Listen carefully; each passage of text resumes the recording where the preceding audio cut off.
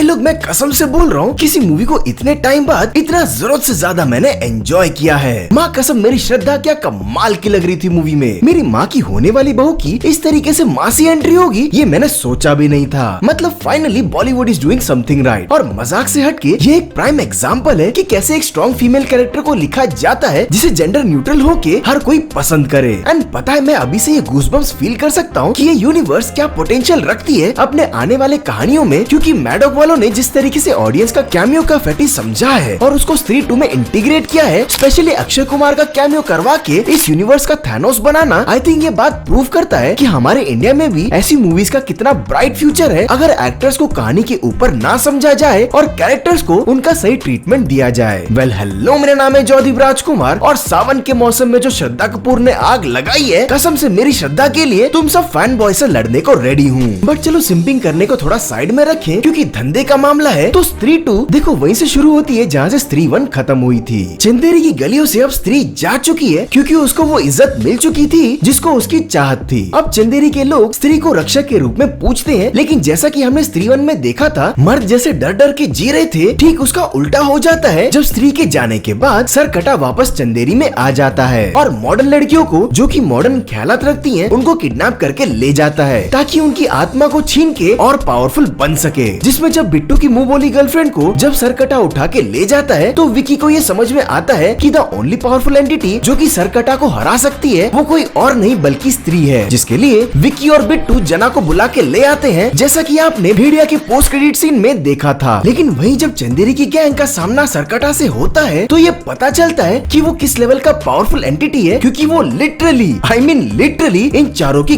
गांड मार लेता है। और तभी मेरी श्रद्धा की एंट्री होती है एक मासी सुपर हीरो स्टाइल में, लेकिन सैडली वो भी इतना पावरफुल नहीं होती है कि सरकटा को हरा सके। जिसके बाद पूरा गैंग अक्षय कुमार के कैरेक्टर से जाके मिलता है ये जानने के लिए कि ये सरकटा कौन है और स्त्री का उससे क्या रिश्ता है। और इन सब के बीच में श्रद्धा कपूर की भी बैक स्टोरी खुलती है जो कि सरप्राइजिंगली स्त्री से जाके कनेक्ट होती है। अब वो क्या है ये मैं रिकमेंड करूंगा कि प्लीज जाके थिएटर में देखो। बताने को तो मैं भी बता सकता हूँ, लेकिन ट्रस्ट मी तुमको वो मजा नहीं आएगा जो कि देखने में आएगा। जिसमें से देखो मैं तो ये बार बार बोलूंगा कि मूवी वर्थ अ वॉच है। इंडिया में आज भी सीक्वल्स का ब्राइट फ्यूचर है और ये मूवी इसका ये प्रूफ है। मूवी ना सिर्फ अपने स्टोरी को आगे कंटिन्यू करती है बल्कि जो पिछले मूवी में जो दिखाया गया था इस मूवी में उसका डबल डाउन करती है। मूवी ना सिर्फ अपने स्टोरी को टॉप प्रायोरिटी पर रखती है बल्कि जो पिछले मूवी में कमियां थी जैसे कि एंडिंग बहुत ही छोटा सा था, इस मूवी में इम्प्रूव करते हुए पूरा 30 मिनट का बैटल शोडाउन रखती है। जिसमें तो भाई लास्ट का वो सरकटा वर्सेस स्त्री का जब फाइट होता है ओ भाई जो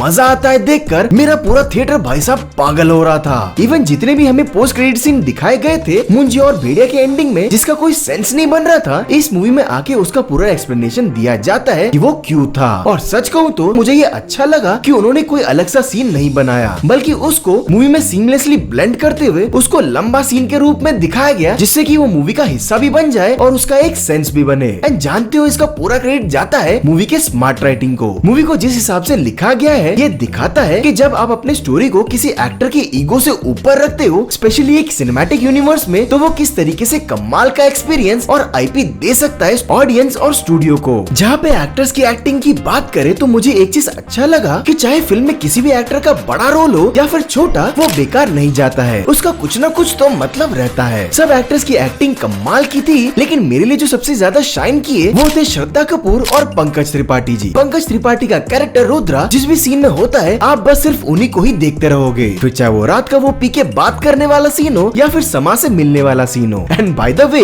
तमन्ना जी का जो डांस था, कसम से मैं और मेरे दोस्त थिएटर में नाच रहे थे बेशर्मों की तरह। रही बात मेरी प्यारी श्रद्धा की, तो कसम से मतलब इतना ही बोलूंगा कि यार कोई इतना खूबसूरत कैसे ही हो सकता है। और वैसे भी जब से मुझे मेरी वाली छोड़ के भाग गई है मैं तो बस अपना दिल जान सब कुछ श्रद्धा पे हार के बैठा हूँ। फिल्म में जिस हिसाब से उन्होंने अपने रोल को समझा है, एक स्ट्रॉन्ग फीमेल कैरेक्टर जो कि एक औरत होने के नाते नरम सी भी है और प्यारी सी भी लगती है, कभी रिझाती भी है कभी मुस्कुराती भी है, लेकिन टाइम आने पे लीड लेके फाइट भी करती है, तो कोई क्यों ना पसंद करे उन्हें। और यही चीज दिखाती है कि क्यों श्रद्धा कपूर एक अच्छी एक्ट्रेस है और खूबसूरत तो है ही। तो देखो ओवरऑल मैं यही बोलूंगा कि स्त्री 2 एक परफेक्ट एग्जांपल है कि कैसे आप एक मूवी का सीक्वल बनाते हो और उसको सीमलेसली एक सिनेमैटिक यूनिवर्स में ब्लेंड करते हो। मूवी के गाने स्पेशली तू आई नहीं मेरा फेवरेट चार्टबस्टर सॉन्ग है जिसको रिपीट में पता नहीं कितनी बार मैंने सुना होगा। मूवी कम्प्लीटली फैमिली फ्रेंडली है जिसमें थोड़ा सा हॉरर, वो जंप स्केयर्स एंड एक एडल्ट इनोसेंट सा कॉमेडी देखने को मिलेगा जिसको देखकर आपके फेस पे एक स्माइल कांस्टेंट रहेगी। मेरी तरफ से इस मूवी को 4 stars out of 5 star. Movie में 2 पोस्ट क्रेडिट सीन है जिसमें से एक तो इस यूनिवर्स के नेक्स्ट मूवी को टीज करती है और दूसरी बहुत ही इम्पोर्टेंट है जिसमें इस यूनिवर्स के थैनोस अक्षय कुमार को टीज किया जाता है। तो मूवी खत्म होते ही थिएटर से उठकर भागने मत लग जाना। बाकी रिव्यू अगर आपको पसंद आया हो तो लाइक करें, वीडियो को शेयर करें और प्लीज सब्सक्राइब करना ना भूले क्योंकि जॉयदीप बोलेगा और पब्लिक सुनेगी।